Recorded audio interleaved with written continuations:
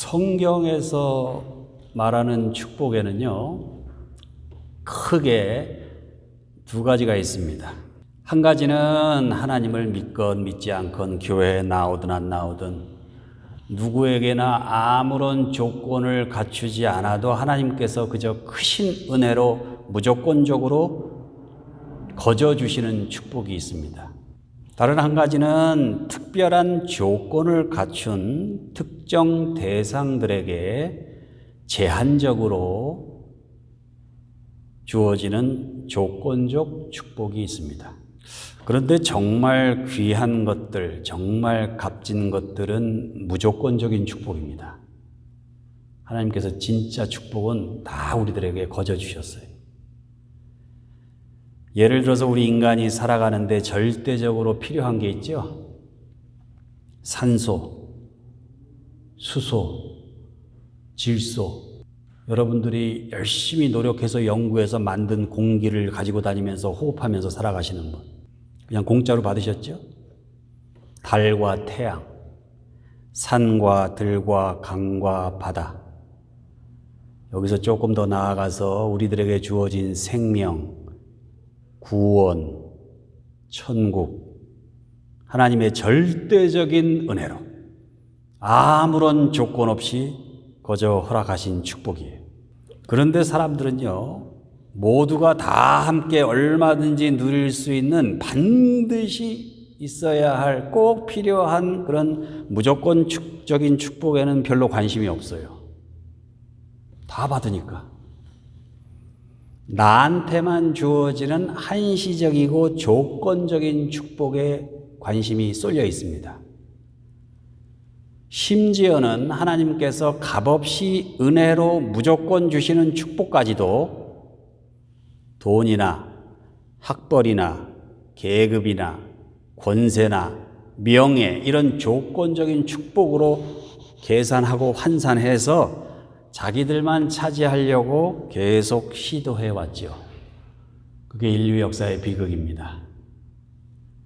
이런 이기심과 탐심 때문에 우리 인간의 죄가 아주 깊어졌어요. 그러나 그런 조건적인 축복마저도 특정 개인이 아니라 모두가 다 함께 서로 양보하고 나누어야 한다는 것이 하나님의 뜻이요. 그게 성경의 가르침입니다. 성경의 대주제예요, 그게. 오늘 본문 창세기 24장에는요, 이삭이 작은 아들 야곱을 큰 아들 에서로 오인하여 장자권 축복을 주는 장면이 나와 있죠. 이 장자권은요, 구약 족장 시대에 장자들에게만 특별히 주어지는 대표적인 조건부 축복입니다. 그러니까 장자권을 그냥 마지의 특별한 권한 이렇게 생각할 게 아니라 조건적인 대표적인 축복이 장자권이에요. 이스라엘 역사에서. 뭐 한국 조선 역사도 마찬가지죠. 오늘 본문에 나오는 이 장자권을 주제로 해서 조건적인 축복에 대해서 조금 더 깊이 들어가서 묵상해 보려고 합니다. 첫 번째, 조건적인 축복에는 때가 있습니다. 이삭에게 두 명의 아들이 있었죠. 에서와 야곱. 이삭이 큰아들 에서에게 이제 장자권 축복을 해주려고 그러죠. 그러나 이 장자권 축복이 아무 때나 그냥 주어집니까? 매일? 아니죠. 때가 있습니다. 때가.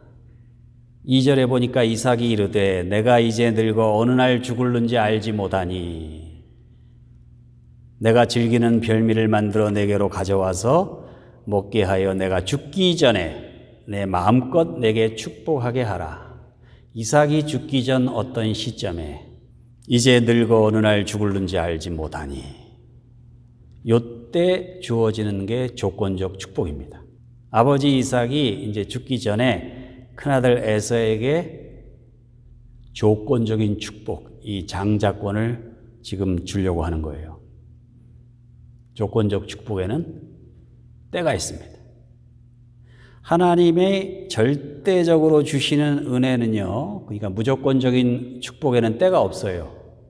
굳이 말하자면 태초부터 한 세대가 아닌 모든 세대에게 주어지는 축복인 반면에 조건적인 축복에는 때가 있어요. 그래서 이 때를 잘 맞춰야 돼요. 때가 있다는 말은 한시적이라는 말이에요. 계속되지 않는다는 거예요. 주어진 때가 있어요. 예를 들어서 집이나 주식 이런 거 조건적인 축복이죠. 여러분이 열심히 연구하고 노력하고 일하고 노동하고 해서 얻는 조건적인 축복이에요. 그러니까 이건 때가 있어요. 값이 떨어졌을 때 샀다가 비쌀 때 팔아서 이득을 볼 수 있어요. 적절한 시기에 사업을 잘 하시는 분들이 제일 강조하는 게 시기입니다. 시기. 아무리 좋은 기술도 이 때가 안 맞으면 성공을 못해요. 때를 못 맞추면 잘하고도 망할 수도 있어요. 그런데 좀 더 차원 높은 조건적인 축복이 있어요. 그런 것들보다 하나님의 뜻을 실천할 수 있는 기회가 왔을 때 그 기회를 놓치지 않는 지혜와 분별력. 그러니까 하나님의 때를 잘 잡을 수 있는, 세상의 마켓이나 이런 때를 잡는 게 아니라 하나님의 뜻을 잘 분별할 수 있는 그때, 그걸 이제 헬라어로는 카이로스라고 그러죠. 그 카이로스를 잘 잡는 사람이 축복받은 그리스도인이에요. 저는 우리네 인생에 주어진 우리 인생의 연한 그 자체가 모든 조건적 축복을 위한 기회라고 믿습니다. 우리 인생의 매 순간 그 기회를 잘 활용하면 하나님께서 약간의 조건만 갖추면 주시려고 예비해 놓으신 엄청난 조건적 축복들이 기다리고 있단 말이죠. 하루 24시간, 1년 365일, 매 순간이 하나님의 조건적 축복을 받아 누릴 수 있는 절호의 기회입니다. 그러므로 우리가 인생을 허비하지 않고 주어진 시간을 하나님의 뜻을 이루는 기회로 잘 삼으면 우리 인생은요, 축복으로 가득할 수 있어요. 성경은 그런 사람들을 가리켜 지혜로운 청직이라고, 지혜로운 그리스도인이라고 부르고 있죠. 그런데 많은 경우에 사람들이 이게 축복의 때인지 아닌지 잘 구분 못하고 그냥 지나가죠. 그리고 그것이 축복의 때임을 알면서도 여러 가지 사정으로 뒤로 미루거나 때로는 놓칠 때가 많아요. 또한 조건적 축복의 때가 있다는 의미는 경우에 따라서는 그게 축복이 될 수도 있지만 경우에 따라서는 저주가 될 수도 있다는 사실이에요. 똑같은 축복이라도 어떤 사람에게는 축복이에요. 근데 어떤 사람에게는 저주예요. 여기 좋은 칼이 있어요. 이 칼이 요리사에게 주어지면 맛있는 음식을 만들 수 있는 좋은 요리 도구가 되죠. 그런데 그 칼이 조직폭력배 손아귀에 있어요. 그러면 사람을 상하게 하는 흉기가 될 수도 있잖아요. 똑같은 칼인데 최근에 어떤 부부가 200만 불 복권에 당첨됐어요. 그런데 어쩐 일인지 남편이 아내와 1살 차이 아이를 총으로 쏴서 살해하고 자기는 자살했어요. 200만 불이라는 축복이 주어진 거잖아요. 조건적인 축복이죠. 그런데 그것이 행복한 가정을 이루는 수단이 아니라 가정이 깨지고 비극적인 인생을 맞이하는 계기가 되었다는 사실입니다. 이게 얼마나 가슴 아픈지 몰라요. 차라리 당첨 안 됐으면 행복할 수도 있었는데. 그래서 조건적 축복은 양날의 칼이에요. 나만을 위해서 이기심과 탐심에 휩싸여서 거기 집착하면 죄를 지을 수도 있는 것이고, 그것을 무조건적인 축복으로 승화시켜서 많은 사람들과 나누어서 다 함께 축복을 누릴 수도 있는 거예요. 그렇게 하는 것이 우리 그리스도인의 청지기로서의 사명이죠.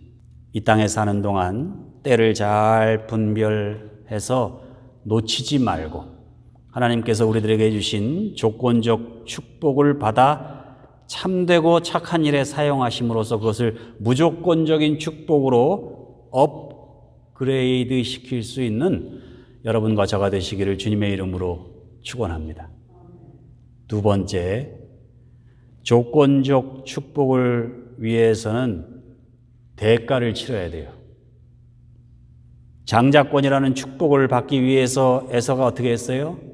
들에 나가서 아버지 이삭이 좋아하는 들짐승을 잡느라고 얼마나 애를 썼겠어요. 여러분 밖에 나가서 참새 한 마리 아마 한 달 동안 헤매도 못 잡아올걸요. 얼마나 큰 노력인지 모릅니다. 조건적인 축복에는요, 이렇게 시간과 노력이 요구됩니다. 그런데 이삭이 에서에게 장자권 축복을 주겠다고 말하는 것을 엿들은 사람이 있었죠. 그게 아내 리브가입니다.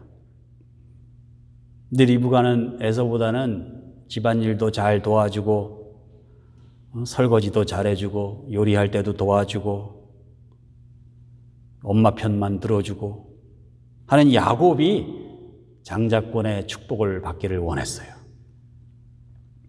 그러니까 사실 이 장자권 사기의 주범은 리브가입니다. 9절 10절에 보니까 염소 떼에 가서 거기서 좋은 염소 새끼 2마리를 내게로 가져오면 내가 그것으로 내 아버지를 위하여 그가 즐기시는 별미를 만들리니 내가 그것을 네 아버지께 가져다 드려서 그가 죽기 전에 내게 축복하기 위하여 잡수시게 하라. 여기서 네가 누굽니까? 야곱. 근데 에서가 요리 솜씨가 좋겠어요? 리브가가 요리 솜씨가 좋겠어요? 에서가 짐승을 잡아오면 요리는 아마도 리브가가 해주었을지도 몰라요. 그렇게 요리 솜씨가 좋은 어머니가 도와주겠다고 하는 데다가 늘 형 에서만 좋아하는 아버지 이삭에게 불만도 좀 있었을 것이고, 아니 형이라고 그러지만은 사실 쌍둥이 아니에요. 쌍둥이 동생이 뭐 형이라고 그럽니까?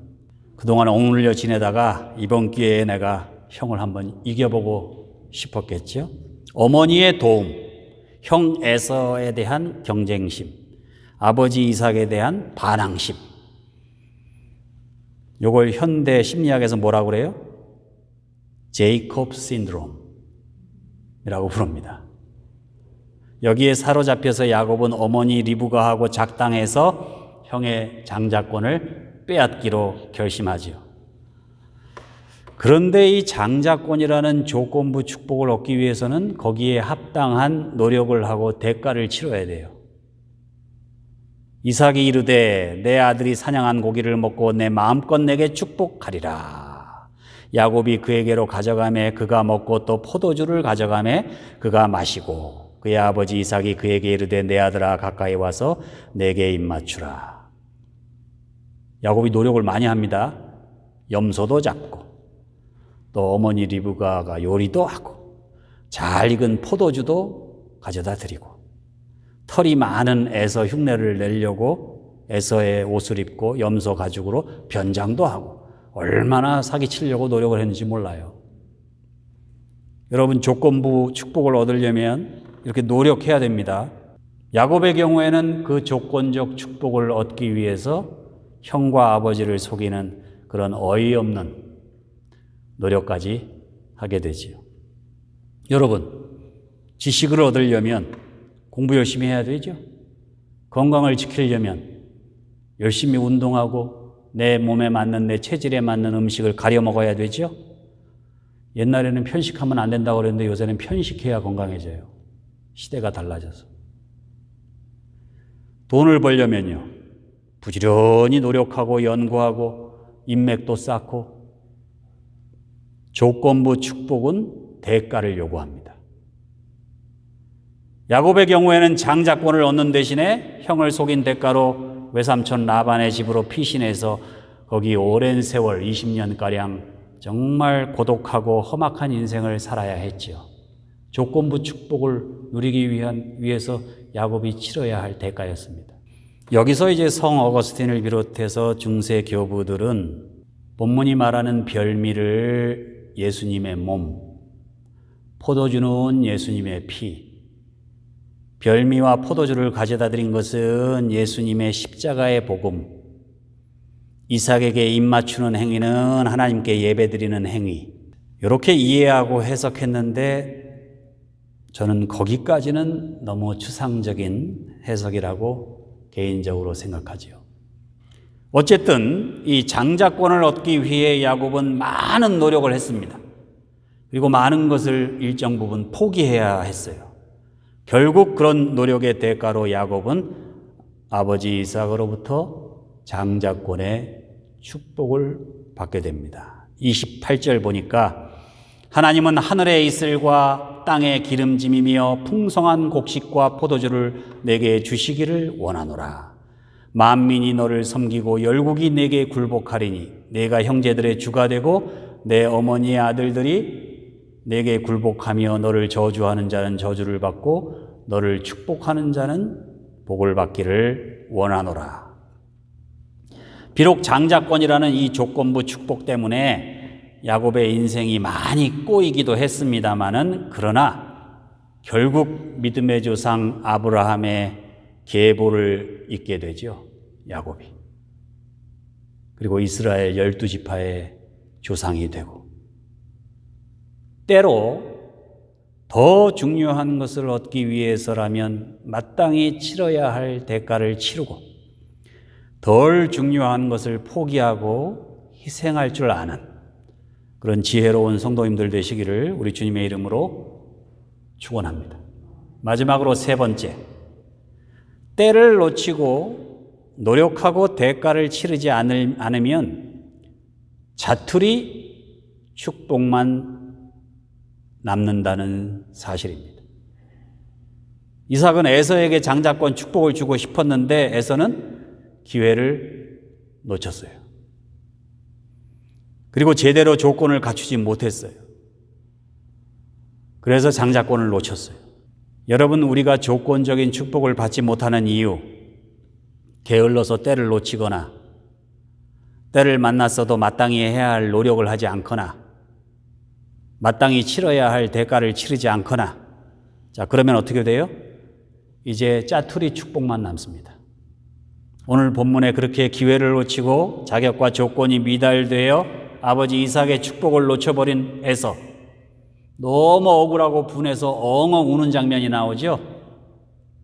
38절에 보니까 에서가 아버지에게 이르되 내 아버지여 내 아버지여 빌복이 하나뿐이리까 내 아버지여 내게 축복하소서 내게도 그리하소서 하고 소리를 높여 우니 점잖게 기록한 거예요. 얼마나 땡깡을 부리고 얼마나 울었겠어요.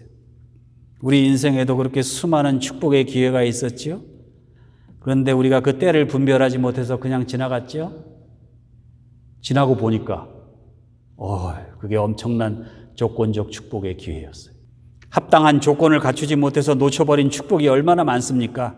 그렇게 축복을 놓쳐버리면 어떻게 해요? 아무리 후회하고 아무리 원망해도 소용없어요. 야곱에게 장자권 축복을 빼앗겨버린 에서 아무리 후회하고 원망해도 소용이 없어요. 자, 이제 짜투리 축복을 받습니다. 그 내용이 뭡니까?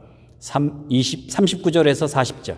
그 아버지 이삭이 그에게 대답하여 이르되 내 주소는 땅의 기름짐에서 멀고 내리는 하늘 이슬에서 멀 것이며 너는 칼을 믿고 생활하겠고 내 아우를 섬길 것이며 내가 매임을 벗을 때에는 그 멍에를 내 목에서 떨쳐버리리라 하였더라. 장자권을 얻은 야곱은 하늘의 이슬, 땅의 기름짐, 이 축복을 받은 거예요. 그런데 에서에게는 땅의 기름짐에서 멀고 내리는 이슬에서 멀 것이며, 이 말이 뭡니까? 개역 한글판에는 뜬다라는 표현으로 되어 있어요. 아마 그걸 여러분 해석하신 분이 많지 않을 텐데, 이건 영어로 far away 그런 뜻이에요. 멀리 떨어져 있다는 말입니다. 그러니까 에서는 하늘의 이슬, 땅의 기름짐에서 멀리 떨어진 곳에서 살게 된다는 얘기예요. 그러니까 이게 뭐예요? 사막에서 사는 거예요. 아침에 이슬도 안 내리고 땅이 기름지지도 않고 메마르고 아침에 이슬이 내리지 않을 만큼 메마르고 황폐한 사막. 그래서 에돔 족속은 요단강 남쪽 현재 아라비아 사막 북부 지역에 거주하게 되지요. 또한 야곱은 풍성한 곡식과 포도주의 축복을 받았는데 에서는 광야에서 끊임없이 이동하면서 칼을 믿고 칼을 차지 않으면 잠을 못 자요. 그렇게 사는 사람들이 어떤 사람들이에요? 광야의 도적대. 그래서 에돔 족속은 그 아라비아 반도 북부에서 지나가는 상인들 물건을 도둑질해서 살아가게 됩니다. 그런데 장자권을 얻은 야곱의 후손들 가만히 보세요. 그 장자권의 축복을 가만히 앉아서 저절로 받아서 누렸습니까? 아니죠. 430년간 어디서 노예 생활했어요? 이집트. 그 장자권이 정지된 거죠. 430년 동안. 자, 겨우 이제 가나안 땅에 들어왔어요. 가나안 땅에 들어오니까 장자권이 저절로 하늘에서 떨어지셨습니까? 400년간 폭력이 난무하는 무정부 사사시대를 거쳐야 했죠. 여러분, 조건적인 축복은요, 받는데도 대가를 치러야 되지만 그걸 유지하는데도 대가를 치러야 되는 거예요. 왜냐하면 이 조건적 축복이란, 장자권이란 노력과 대가를 계속 요구하는 조건적 축복이기 때문에. 그러니까 아무리 장자권을 받았어도 장자로서의 책임과 권한을 잘 감당하지 못하면 장자권을 빼앗기기도 하는 거예요. 차라리 안 받으지만 못할 수도 있어요. 그리고 장자권을 받지 못했어도 장자권의 권한과 책임을 잘 이렇게 감당하면 다시 장자권을 내가 되찾아올 수도 있어요. 조건적 축복은 유동적이에요. 오늘 이 집에 있다가 내일 저 집에 갈 수도 있는 거예요. 하나님께서 우리에게 주신 기회를 잘 분별하여 축복을 놓치지 마시기 바랍니다. 축복을 위해 합당한 노력을 다하고 마땅히 대가를 치르시기 바랍니다. 그리하여 하나님께서 주시는 축복을 잘 관리하며 온전히 받아 잘 누리실 수 있는 우리 모두가 되시기를 주님의 이름으로 축원합니다.